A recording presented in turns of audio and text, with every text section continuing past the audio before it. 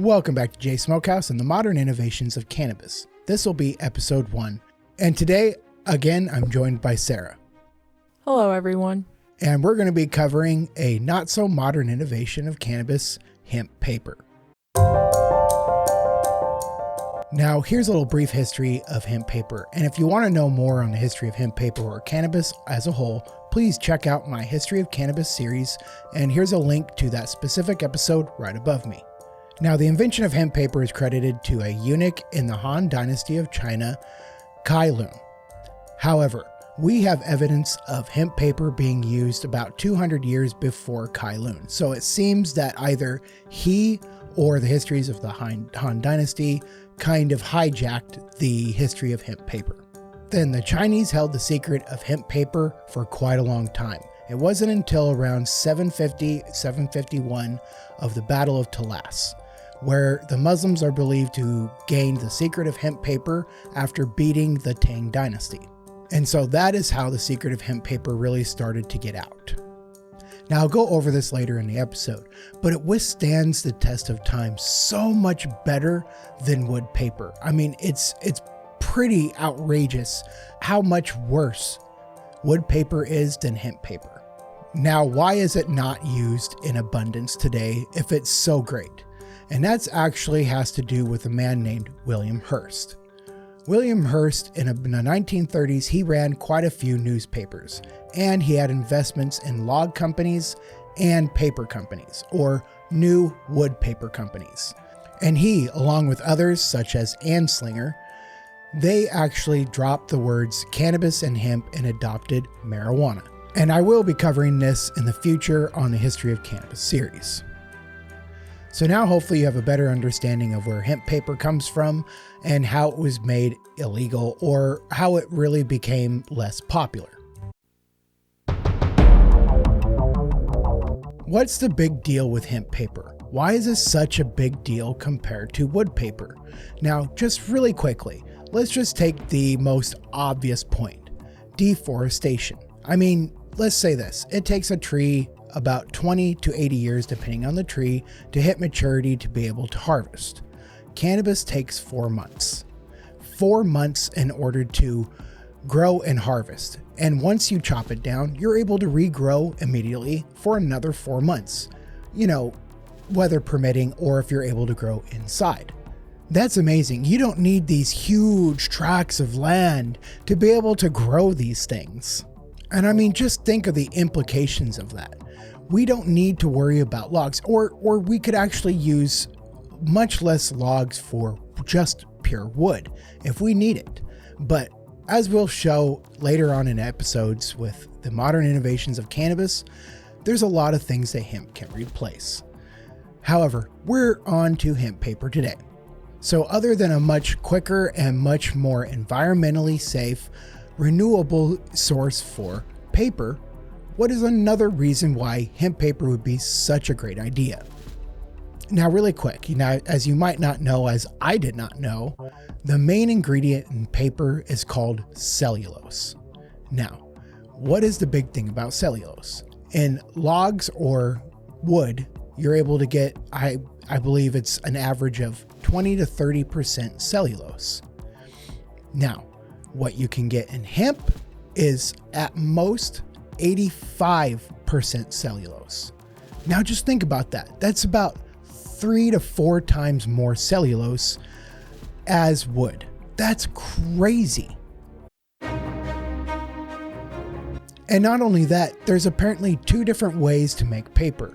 And that is the 2 different fibers that you can get from cannabis. And that is the one that most people know, the bast fibers, which is the outside fibers from the plant, which is what most people use and associate with cannabis fibers. But apparently now they're using hemp hurd. And that is actually the spongy wood-like substance that is in the center of the stalk.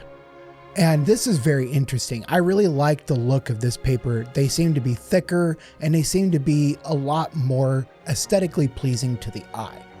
But just the fact that not too long ago, they thought that this was all just waste. And now that we can actually make different kind of paper with this, that leaves the outside fibers for different things such as rope, cord, among many other things that you can use it for.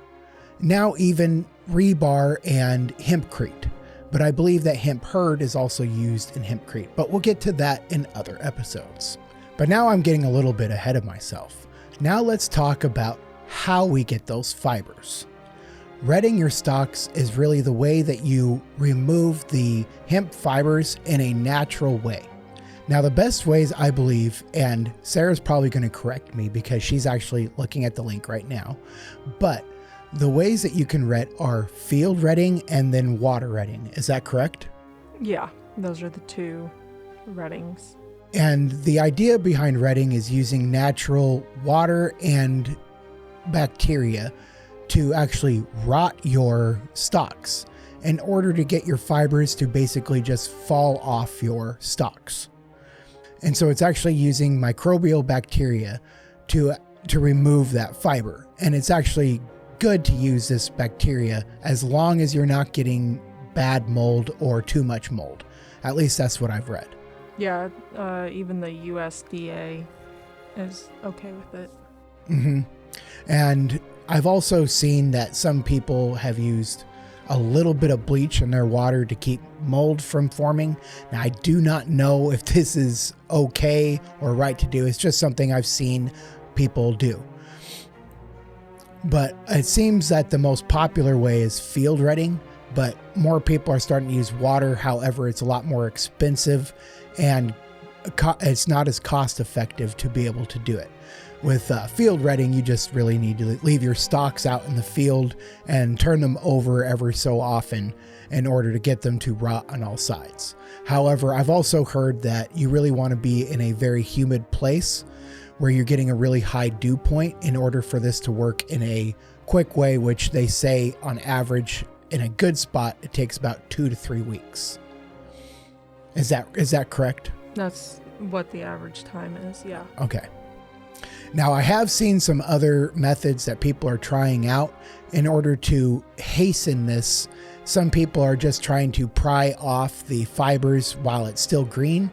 Now, I do not suggest this. I was watching it and it looks to be very, very time consuming and takes a lot of work. But you can get your fibers a lot quicker this way, apparently. But it doesn't look like something I'd want to do. And other people seem to be steaming or boiling their stalks.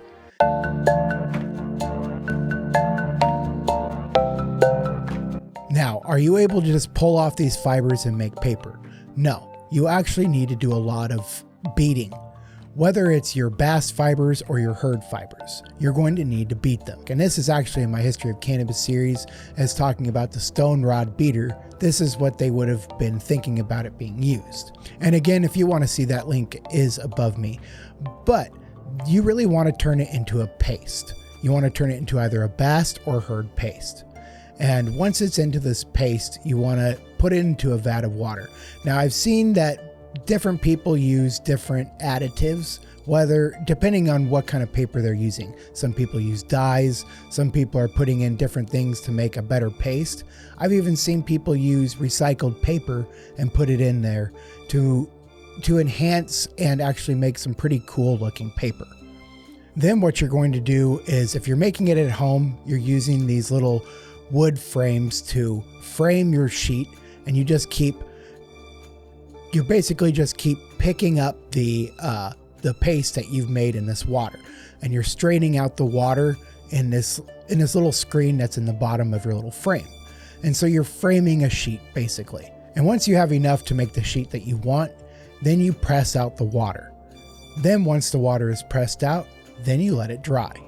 Now here's where a big difference between industrial hemp paper and homemade hemp paper comes to play, which I said earlier.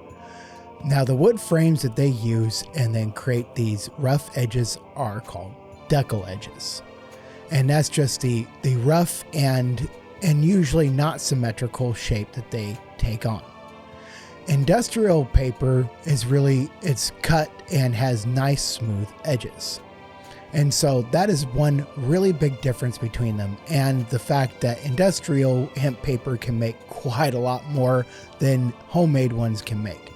And that actually is one contributing factor to why hemp paper is so much more expensive than wood paper right now. Now, let's move to why aren't so many places moving to hemp paper if it's so much better? Now, the main reason I would have to say is money.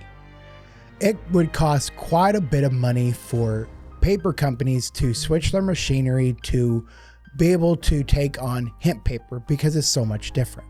And that's probably the main reason why so many places aren't switching.